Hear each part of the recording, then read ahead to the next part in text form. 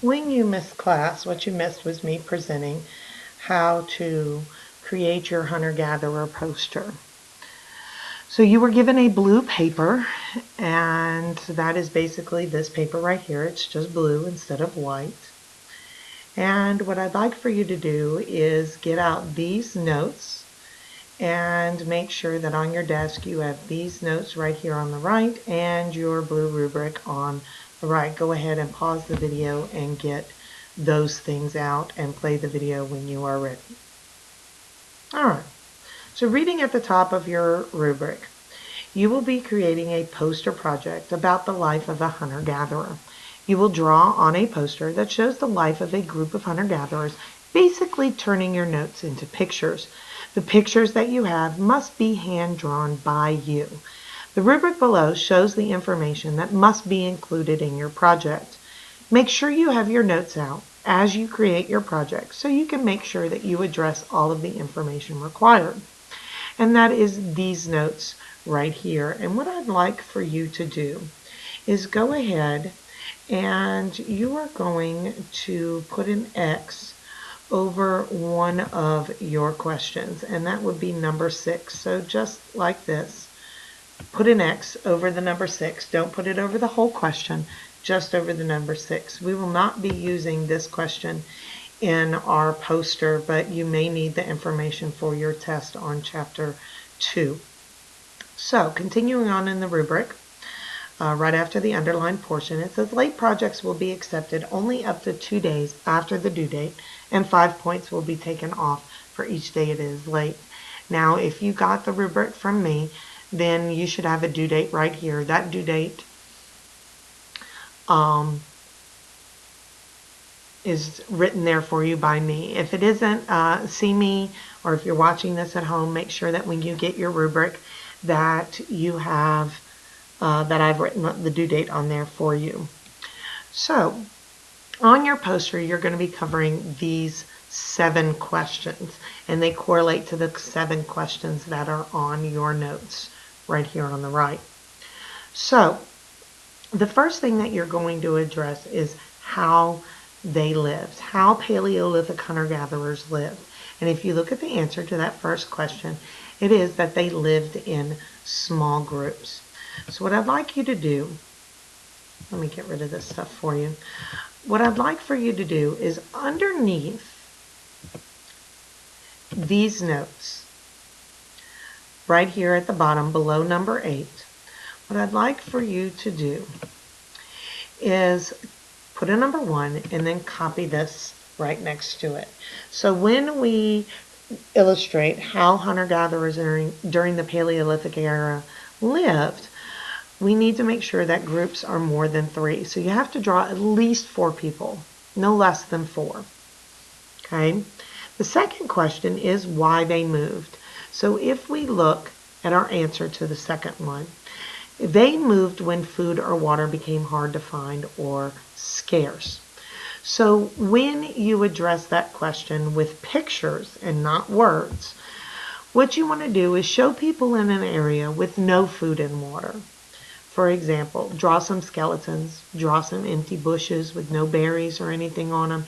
Draw a dry lake bed. Then what you do is draw a new area with those same people in it, and draw an arrow from the people to the new area that has food and water. So draw some animals, draw a lake, or you could draw a river or a creek bed or a creek. And here you don't have to draw a dry lake bed. You can draw a river bed or a dry creek bed. And in the area where that has food and water, include some bushes with some berries. So what that would look like is this right here. And you can see that I am not grading on artistic ability. This is my drawing, and I'm not that good of an artist at all. But you can see that I have my group, and it's more than 3. And I have a bush that has no berries on it. I have a skeleton, and I have a dry lake bed. Then what I did is I drew the same group of people in a different area, and I draw a bush with berries, a mammoth, and a river. And then I drew an arrow showing that the people are moving from the old area with no food and water to a new area that has food and water. Now, if you are not that good of an artist like I am, then you want to make sure that when you turn your poster in, I know what your pictures represent. And a good way to do that is just label your pictures. While you can't put on your poster that they moved when food or water became hard to find, what you can do is you can label all your pictures with what they are. So this is a bush with no berries, this represents a skeleton, and this represents a dried up lake. And this represents a bush with berries, this represents a mammoth, however horrible it may look, and this represents a river. So if I were to turn this into my teacher, I would get full credit for why they moved, because I'm showing a group of people moving from one area that has no food and water to a new area that has no food and water. But I also would like for you to notice that I also address question number 1, how they lived, because they lived in small groups, and this is a group of more than 3. Now, when we address question number 3, what the men did, if you look at your answers, you can see that the men hunted. So when you represent men hunting, what you need to remember is that the hunters must have spears. That is what they used to hunt with during the Paleolithic era. They did not use bow and arrows. Paleolithic hunter-gatherers did not know how to make bow and arrow yet. That comes in one of the later Stone Ages. And you also must have a mammoth because they hunted large animals. Now, number 4, for what the women did, what you need to make sure that you do is that first look at your answer. The answer is that women gathered and they took care of kids. So, what you need to remember is that they did not farm. When they're gathering, they are gathering fruit, seeds, nuts, or berries. So I do not want to see rows of corn or rows of wheat. They did not farm. So make sure you draw like a tree with some fruit or some nuts on it, or I stick with the bushes with berries because that's the easiest for me to draw. Now, to differentiate your hunters from your women, if you're going to do stick figures, I would draw them bald. And how I would represent the women is I would draw hair on them, just like this. So you see my woman, she has hair. I also put a little basket in her hand, and I put a bush with some berries, showing that she is gathering berries.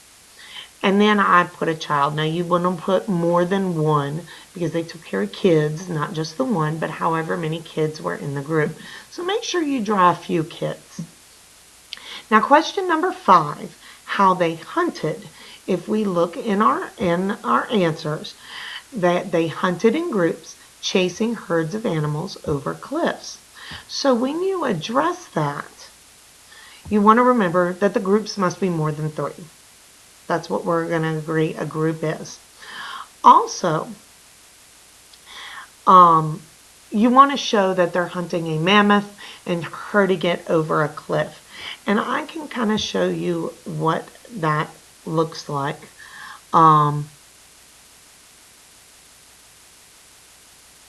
Right here, it's not a good drawing per se, but they did label their things. So if we zoom into this picture, they're saying that this is a cliff. Now they did not have more than 3, so they would get partial credit, but they have spears and they are herding that mammoth over the cliff. Okay, you can also see that. Give me 1 second. You can see that here, but they don't have a mammoth. I'd like for you to have a mammoth. Now, so remember we're skipping question 6, so that's why it goes from 5 to 7 right here. And number 7 was their art. Now, if we look at our answers, we can see that they created stone, ivory, and bone carvings, and they also had people and animals that were painted on and carved on the cave walls.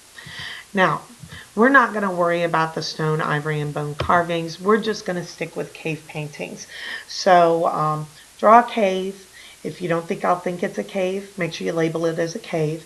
And then draw some art on the cave wall and a person that's kind of there painting that. Just make sure your paintings are smaller than the person that's painting it.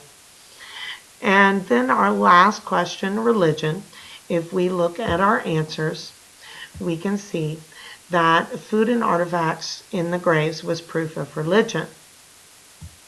So, what you need to make sure that you do is that you put a person in a grave, and they must have food and artifacts in the grave with the person. And artifacts we're going to stick with is a spear, because most of their artifacts were their tools.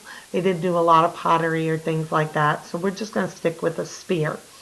And an easy way, what I need you to remember is do not put RIP in front of the grave. Paleolithic hunter-gatherers did not have written language, so we're not going to put RIP on the grave. And if we look at it, this is my picture. I drew a box. I labeled it as a grave so my teacher would know it was a grave.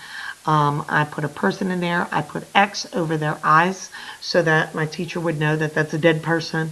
And I drew some food. I labeled it as food because I wasn't sure if it necessarily looked like food, but I'm labeling it as food. And I put a spear. And the spear looks like a spear to me, so that's why I didn't label it. The one thing I would like for you to remember, this is a major point, is that I do not want you to write your answers from your notes on your poster. So nowhere on your poster will I see anything that is in red. Okay? I do not want these on there. I will not read them. The only thing I'm going to be looking at is your pictures. Now, words that you do write to label your pictures, I will read those so that I know what your pictures represent if you're not that good of an artist. So let's go down to the bottom of the rubric below the chart.